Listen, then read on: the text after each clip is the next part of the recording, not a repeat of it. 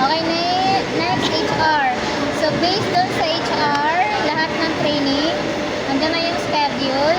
So, in case po na no-show, automatic AVR. Then, wala pa naman tayong lahat ng health card, so wag na muna yun. Next, website update. So, yung website natin, na-update natin siya every week. Isang beses kada linggo.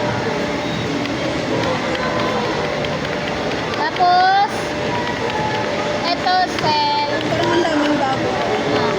Ito kasi, yung website, yan yung pinaka-cover natin. Basta in-update yun every week, once a week. Yun. At, pag nag-backup tayo yung gagamitin natin para yun. Yan yung parang ano siya, nakaayos na yung size.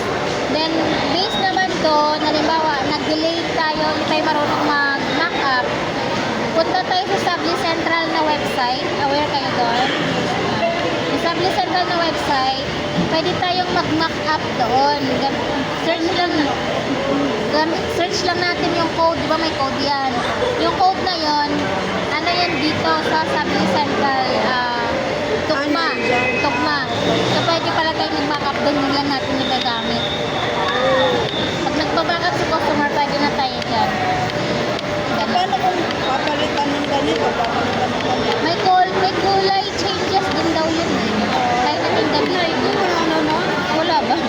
Pagalitan mo sila. Next sa Canva, like yung sabi ko kanina sa Canva, since hindi tayo lahat marunong mag-design, yung master files natin, uploaded na sa Canva via PNG.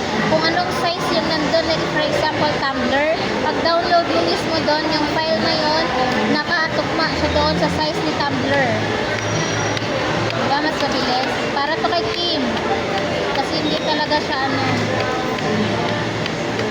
Ito namang AI, nagsasuggest siya na pang-post. Like for example, wrong grammar ka, tapos may ilalagay ka naman. Parang nagsasuggest siya ng sariling posting. Like for example, ganun, custom print. Nagbibigay siya ng parang sample na ano. Magandang idea. Nandito yan. Kasi hindi pa gumagana yung email namin. Dito siya. Okay yung email.